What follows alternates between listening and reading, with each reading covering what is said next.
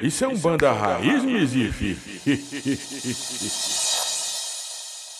Fala família, aqui quem fala é Breno Menezes e estamos de volta ao podcast Umbanda Raiz. Hoje estamos aqui com o Paulo, Luiz Gustavo, Camila Maia e nosso Rafa Mendes aqui, nosso diretor de qualidade. E num episódio muito especial, por sinal, porque é um dos primeiros episódios. Nós já fizemos alguns pilotos aí com gravações, enfim. Mas é um episódio aí onde nós temos uma qualidade técnica mais apurada, não é, Rafa? Graças ao nosso amigo Paulo, que está aqui conosco. Já vou apresentá-lo, mas antes, comemorando também 1 ano de podcast, tá? Se você tá pelo Spotify, quando você entra na página do podcast, você vai ver que o primeiro episódio foi no dia 14 de março de 2024. De 2025, perdão. E agora nós estamos aqui, né? 1 ano depois, 62 episódios depois, comemorando aí esse projeto que tá só no começo, né, Tigo? Graças a Deus. É o que eu falo. Quando você tem fé de coisas boas, quando você tem na sua mente vontade que as coisas sejam sempre coisas boas, tudo acontece. Nós temos que usar essa ferramenta chamada tempo a nosso favor.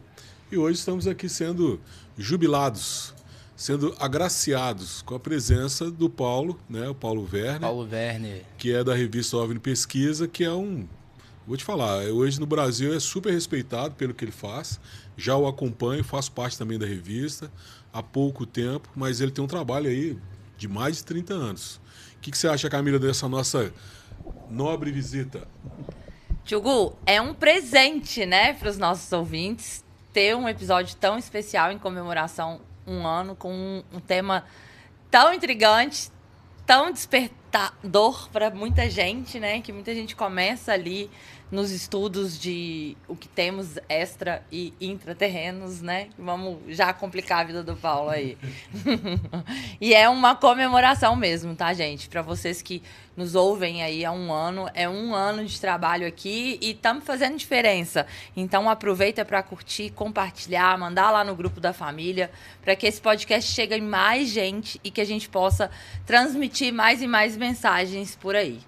Brenão, como é que tá o roteiro? Posso começar aqui já a perguntar? Que eu quero ter a honra de fazer a primeira pergunta. Pode começar. Você faz a primeira pergunta, enquanto isso, Paulo, antes de responder a pergunta, se apresenta aí pro pessoal.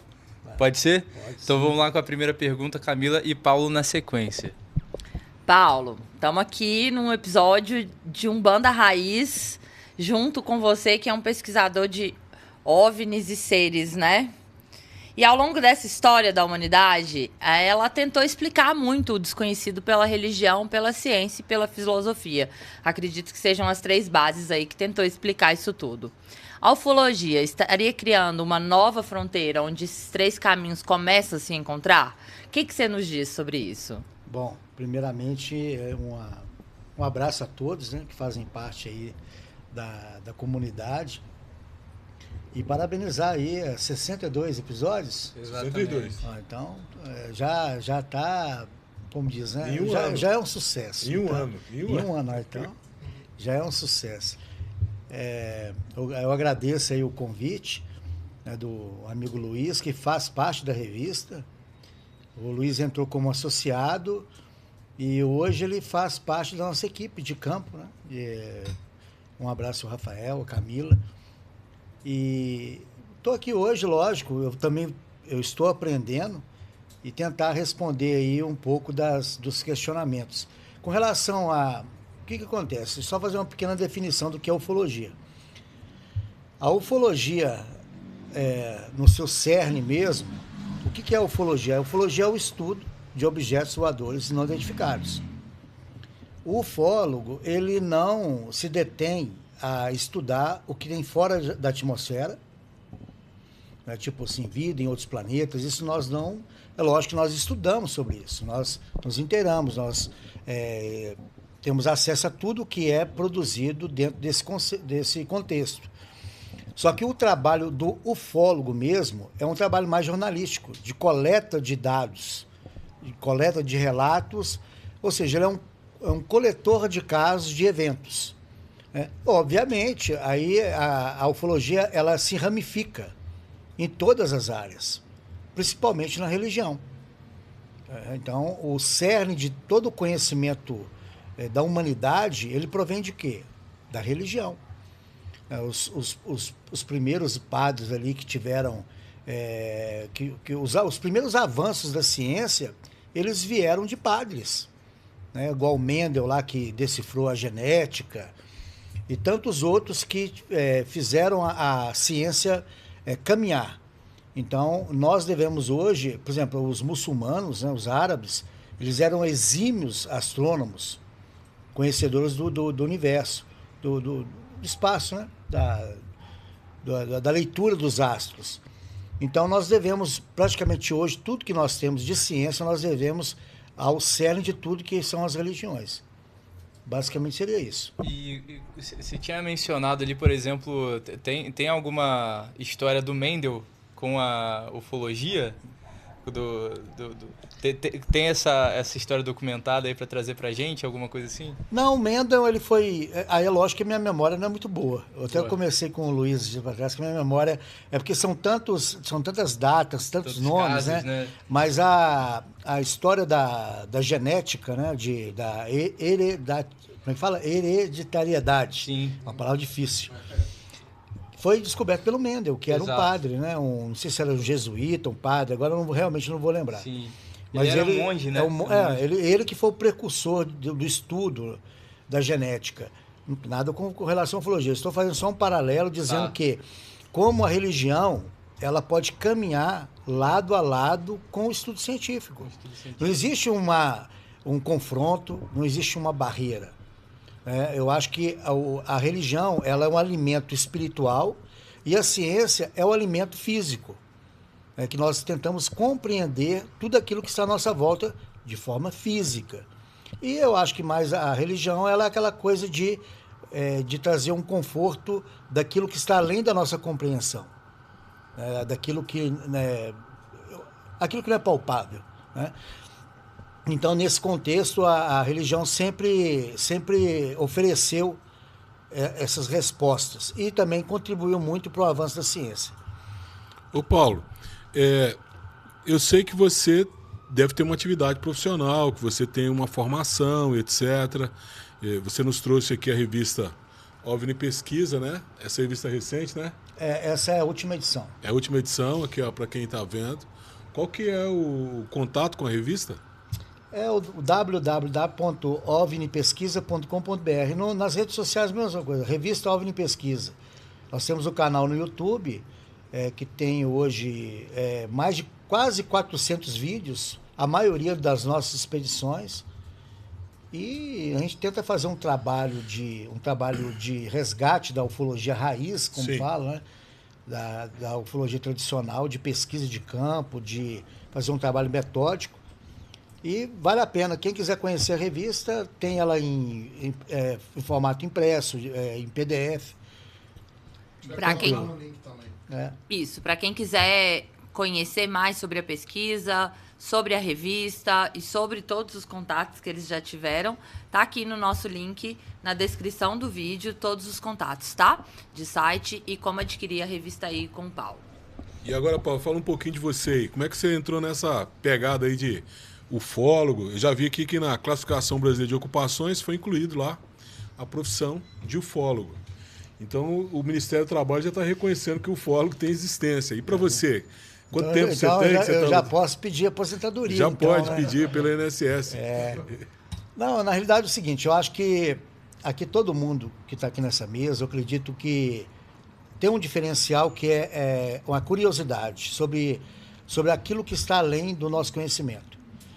Eu, bem novo, eu sempre tive muita curiosidade com tudo. Eu não sei se vocês lembram do programa Acredite Se Quiser, com o Ripley, eu não esqueci o nome do apresentador, eu não sei o que, Ripley. Não, o Ripley foi o criador da série Acredite Se Quiser. E eu ficava maravilhado com aquela série. Jack Palance, que apresentava. Porque ele mostrava curiosidades ao redor do mundo e tudo aquilo ali era verdade. Não tinha nada ali que era fantasia. E eu ficava ali esperando, né? Porque antigamente a gente tinha que esperar passar. Era na manchete que passava o Acredite Se Quiser. E eu acho que aquilo ali foi o pontapé para que eu me interessasse pela ufologia. Mesmo que eu Acredite Se Quiser não abordasse o tema, mas aquilo abriu a porteira. Aí eu comecei a comprar a revista Planeta.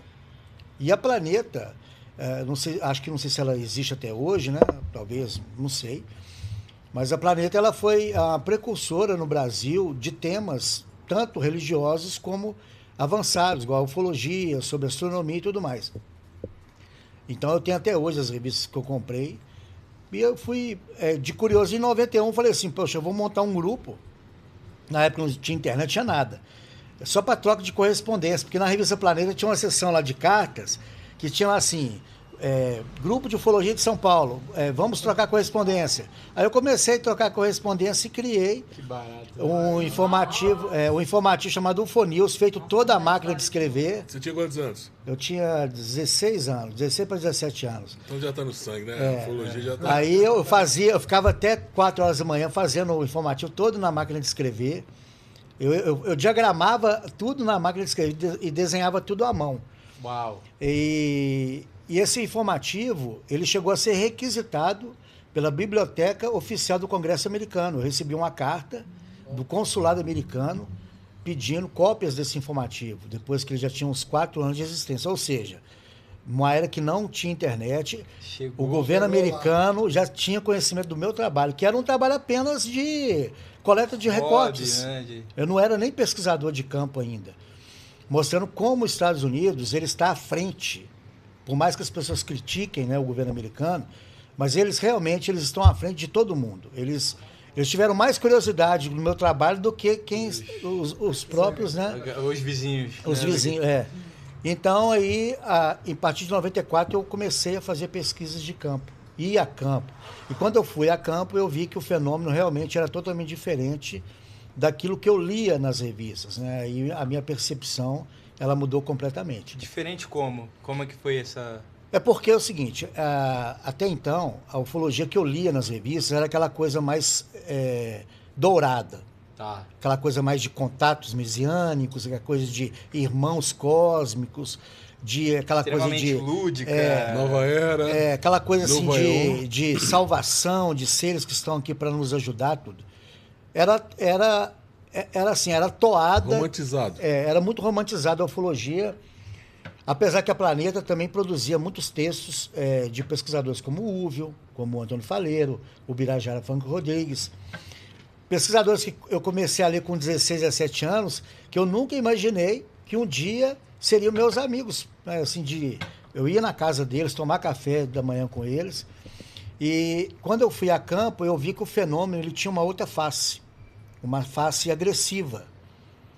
Uma face de perseguição das pessoas, de ataque a essas pessoas.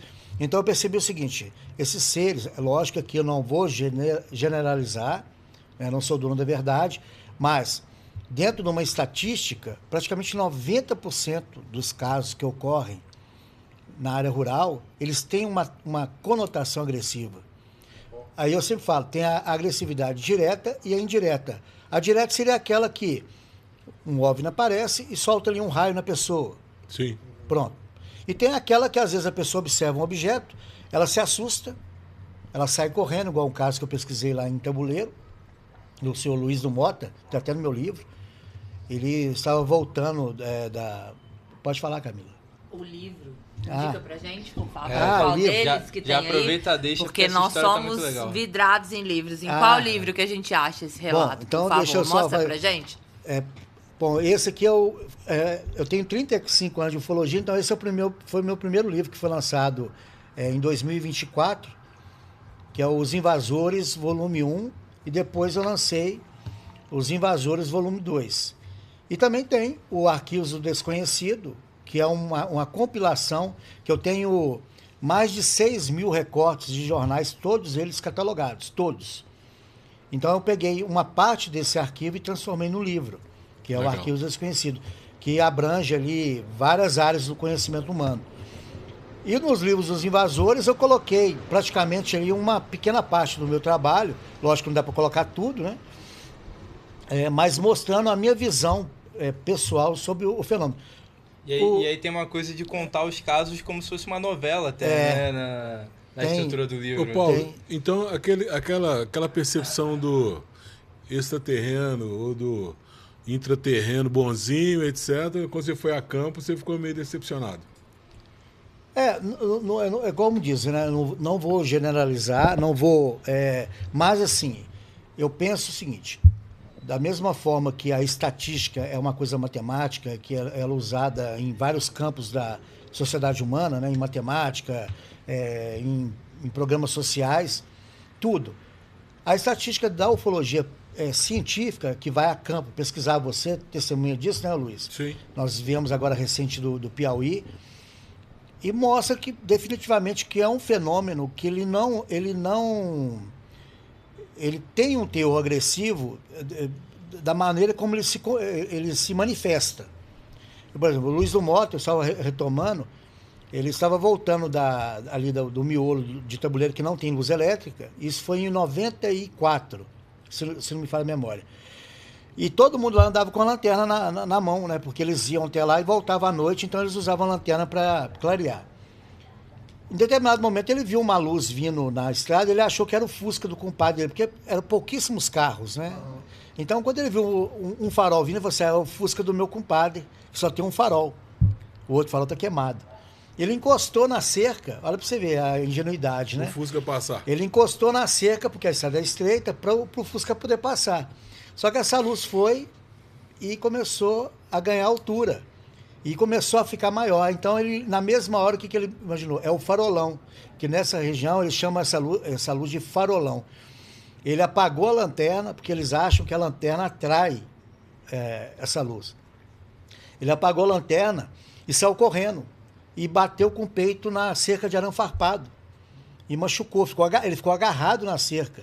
Ele custou a se desvencilhar daquilo e pulou e ficou escondido debaixo de uma moita de taquara. Esse objeto parou por cima dele, ficou por 15 minutos. Ele falou que era gigantesco o objeto.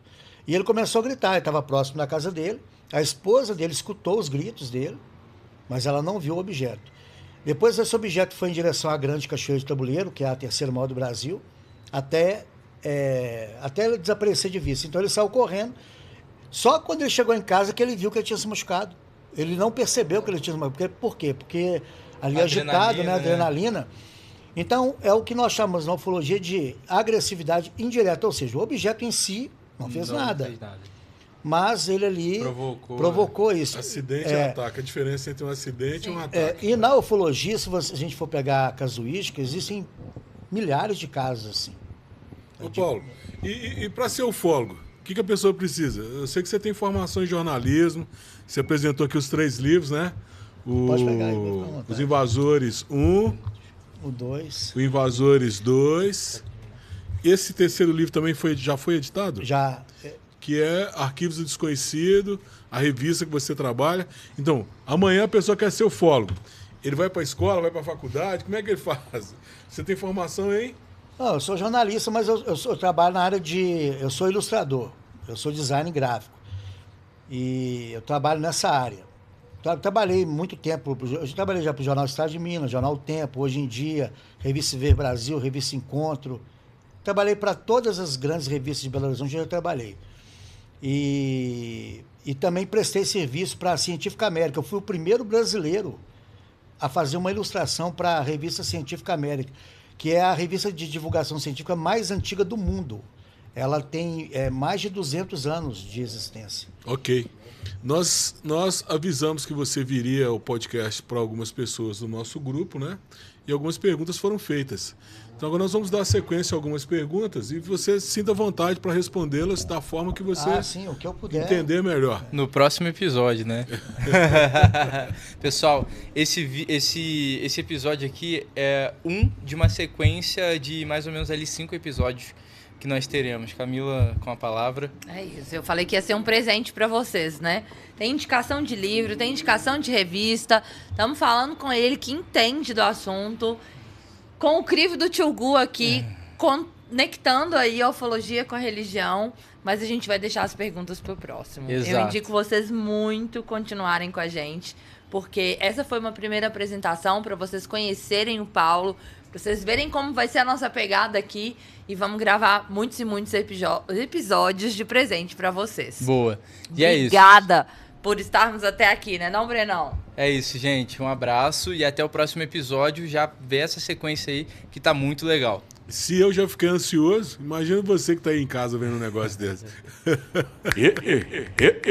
Isso é um banda raiz, Recife.